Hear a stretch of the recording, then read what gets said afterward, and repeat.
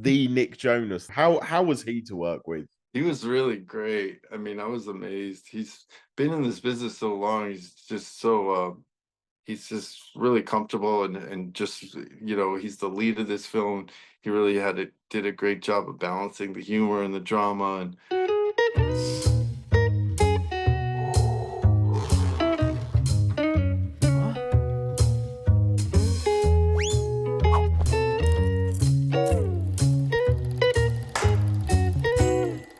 I am loving the backdrop there. oh, thank you. It's an amazing artist named Elise Margolis who did these funny instruments with words. It's pretty dope. It's not often that I want to move in with one of the people I'm interviewing, but I kind of want to move in with you just for that. I love your art too. Oh, this is nothing in comparison. Where are you? London. Oh, cool. So you come out here, you'll have a place to stay. I come out there, I'll have a place to stay. You'll regret saying that because I won't leave. Thank you so much for chatting to me today. I watched The Good Half the other day. What a gorgeous film. Oh, awesome. So glad you enjoyed it. And I was so excited because when I got the chance to interview you, the publicists send up, you know how like they send over like production notes, the cast list, but they also send over headshots. And I actually got sent over your headshot, and I wanna talk this through because I think it's a masterpiece, and I kind of want it on my wall. This, I don't know if you can see it. Oh yeah, yes, that's our pig Charlotte. We live on a farm now. We have a bunch of animals, and that's Charlotte, sweet Charlotte, taking a little break. It's the most gorgeous thing I think I've ever seen. That's so cool. Thank you. Yeah. Adrian Ferrier, I think is his name. I might be mispronouncing it. Aaron Ferrier. Amazing photographer. It's my wedding in 2 weeks. Oh, cool. I'm not going to look as good as that pig did in my own wedding photos. That's my biggest concern. Oh, don't think like that. This is so awesome that you're getting married. How amazing. I hope you guys are all excited. My advice is don't let anything like trip it up. Just enjoy it, celebrate it. I know it's a lot of stress though. If you want, fancy coming? Yeah, yeah, come on. That would be amazing. As you said, you can already stay here. Got a sofa you can sleep on. It's going to be great. That's so nice. I'm so glad you two found each other. That's so sweet. It's like one of my favorite things, marriage and love. I mean, I cannot wait for the day itself. The build up to it. Oh, that's not as fun. You've got to discuss what colour napkins are going to be and how tall candles are going to be. And I didn't know you could have that many conversations. Well, it's you sort of find out who's really it means a lot to them. And then you allow them to make those choices. You know what I mean? Like, if it's super important, you like it, I like it too. Yeah, it's beautiful. But you have to be engaged. You can't not, like, you can't take it so you're not, like, don't care. It's a lot. I mean, a wedding is, there's elements of, this movie's about a funeral, but I'm not tying any of them together. Don't compare the two, please. But they are like a high point in life, like big life moments. You know what I mean? So to really, you do have to deal with like family members. You might have some awkward moments and, break dancing perhaps on the dance floor, things like that. Someone getting hurt doing that. Rushing them off. That's what I'm fully expecting. When you do show up to the wedding, I want you popping all of the moves.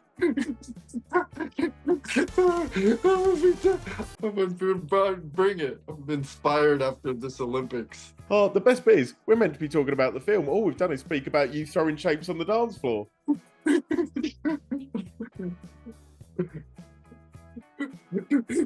I am copying it. That is mine now. Yeah. I'm trademarking it. Oh, you have to bring this one down too, then. You can bring that whole down your body. Bring it back up. Right, we get it. You can act and you can dance. Stop showing off all your talents. But dude, let's chat about Rick. I mean, in The Good Half, he's, let's face it, not a great guy. He's narcissistic. He's oblivious to everything around him. What was it about this character that when you read the script went, yeah, That's who I want to be. Well, Robert gave me the script, and it was amazing that it's based on a true story, and it plays this character, and it's the kind of character that they talk about a lot before he sort of appears on screen. So he's coming in with a lot of like almost history, like, oh God, who is this guy? So that's fun. That's a fun sort of role to be in. But to Rick, like, he's the greatest in the world. Like, he doesn't have any problem with, what he's got a problem with is other people. He doesn't care that people have a problem with him. Like, it's funny because every kind of thought that I'd have, because I'm a people pleaser in nature, I want everyone to get along and like each other, and he doesn't care. That's not in his like mindset. So every thought that I'd have, I'd almost go to the opposite. Like, I'd be excited to be on set and was excited to work with these people, and then I would think, oh, but Rick's not excited about this at all. Rick is bored, he's annoyed, he wants it to be over with.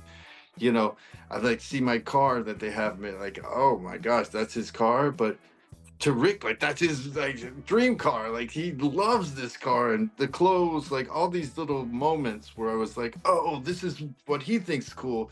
And it was a fun sort of place to come from. Let's face it, he's also a very cringy guy, often making his stepchildren like wince.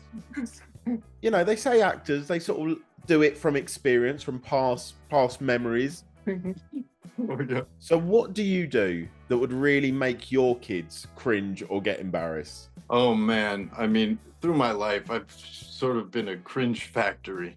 There's moments there's decades that I would cringe at. So yeah, that's easy, and especially as a father. As a father, you could then lean back and be actually comfortable with how annoying you are. Just throw a dad joke in and all those kind of things. It's kind of fun to do. It's especially when you get comfortable with it, then it's not like you don't take it personally. You're just like, yeah, that's how I am. I hope they watch this interview and like, oh yeah, cool, let's see what Dad's up to. 3 seconds into it, you're already doing the dance moves. Oh, good. Yeah, exactly. Totally. My son is 10 right now, and it's constant like, oh, Dad. Like, there's so many moments like that. And I know, Dad. They must think it's kind of cool that you got to work with the Nick Jonas, though. How was he to work with? He was really great. I mean, I was amazed. He's been in this business so long. He's just so he's just really comfortable, and just he's the lead of this film. He really did a great job of balancing the humor and the drama. And I had an opportunity to see him and Brittany Snow before my character came into the scene, and I could see their banter, and I could hear like how they were kind of going back and forth really quick and really sarcastic, and you could tell that they had a relationship, that they were really comfortable with each other. So I was like, oh, cool, because this is me coming in, and I'm like opposite of that. I'm louder than them, like kind of trying to get it over with, and missing all their back and forths. So it was kind of fun to just see where I fit in and just kind of play. I mean, Robert Schwartzman, the director, really created an environment where we could rehearse and we could find some little improvisational moments or find some looks, and just find these little moments that just ended up kind of working and being kind of subtle in it.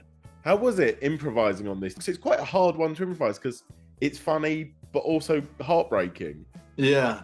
Well, it's cool because Robert would do things that would kind of surprise us, like put some of a live person in the casket, which I didn't know that was gonna happen. So that kind of like, what the hell's going on here? Like real reaction kind of vibes. And like would hand me a smoothie, and he's like, what's that? And it's like a smoothie juice. And I don't know why I called it a smoothie juice. He's like, oh, that's funny, smoothie juice. I should have just said smoothie, but I said smoothie juice. It wasn't like I was trying to ad-lib something. It was something that really came out because I guess it was runny and it wasn't as thick as a smoothie. So I said smoothie juice, and then he said, why don't you say smooth? It's like, okay, I'll say smooth. To me, it's like, it's funny that his brain was working that way, that he came up with that, and it was awesome. Promise me at the wedding, every drink you order will end in juice as well. Can I have a Coca-Cola juice? Yes. Yes, that's a good, I like that trend. It works. Everything. Oh, that reminds me. There's something I embarrass my kids with. I'll say, hey, you guys want a chip salad? The chip salad, like, what do you mean, Dad? Chip salad's just like 3 or 4 different style chips in one bowl. That's a chip salad. Yeah. And a cereal soup too. Cereal soup is different cereals. Please, will you adopt me? Yes, son. Feel so sorry for my actual dad who's probably watching this right now. Like, oh, I could be your Rick stepdad. Well, then that would imply someone got, no, let's not go there. we'll work out the logistics of it all. Yeah. Yeah. But if that does make me Nick Jonas, I will also happily take that. That's so much better. No. Yeah, you have some really heavy moments in this. So I'm thinking, like, how do you and Nick like alleviate that sort of drama? Please tell me he introduced you to the whole back catalogue of the Jonas Brothers. No, I mean, I had some experience with the 20-year-old daughter, and she, and so I'd been aware of the Jonas Brothers and the whole thing, but it's funny in that scene where he gets really upset at me, and I say to him, everyone grieves in their own way.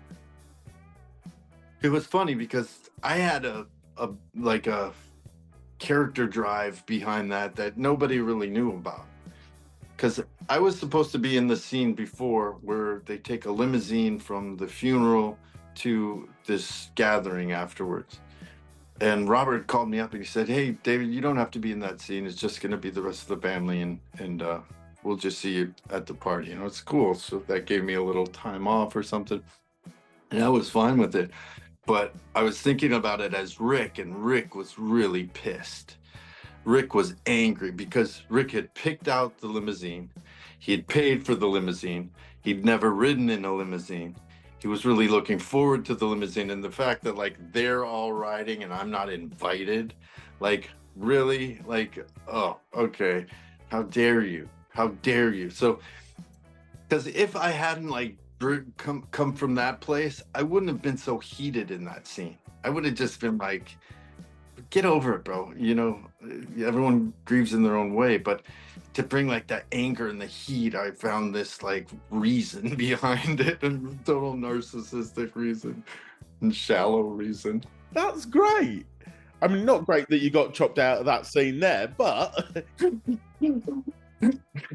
actually it was great that it worked out in the end game. It was fun. I mean, I was happy to have been cut for that. Obviously, you said you worked with Nick Jonas, a great pop star, and I can't talk to you about music without bringing up Airheads. Yes. Which celebrated its 30th birthday like this week. Oh my gosh, how exciting. Yeah, that was another project where I got to work with so many incredible people. It was like amazing. I was really starting out too. Brendan Fraser, like Steve Buscemi, Adam Sandler, Chris Farley, like the cast is unbelievable for that. What was the highlight of being a part of that project? Oh man. Well, the highlight was just being able to work with all those guys and watch them all sort of perform, and watch the sort of flow and some of the improv there, and some of the character development, and really being able to really embrace the character, and meeting Chris Farley. I remember I was so excited about that, and it was right at a point where my character had to go really big, and to be able to like go there was really, really fun. And I don't know, it's funny. It was a really fun film to be a part of. It was a long time. It kind of felt like you were being kind of kidnapped. Well, not really, but being held in some place, like, because we did, like, a lot of the time we were just background and just sitting around, and you know, there's one part where I'm playing a video game and I'm looking through this like magnifying glass, and that all came from me actually playing a video game to pass the time. And then I saw this magnifying glass and I was like, oh, it'd be cool if I magnified the game like this. And then they ended up putting it in the movie. So yeah, it was a really fun film to be a part of. As if you got paid to play video games. Yeah. If I got paid to play video games, I'd be a billionaire right now. There's a whole industry that does that, you know. Why am I doing this interview right now? I should be playing video games. I'm telling you. I mean, all you have to do is set up a camera and then like start streaming it. And like, I've got it here. I know. You're just not monetizing. You have to put all the things on it. The graphics, yeah. Talk back, and you have to have the fancy little Janet Jackson microphone. You've compared me to Nick Jonas and Janet Jackson. Wait till you hear me actually sing. I'm awful. Dude, before I go, I think I want this. I think the whole world needs this. When will we be getting a Bob Ross biopic starring yourself? Oh my gosh. Well, the funny thing is, Owen Wilson did a sort of not Bob Ross, but based on, and nobody really knows this, but I gave him a Bob Ross lesson before he did that film. Yeah. No way.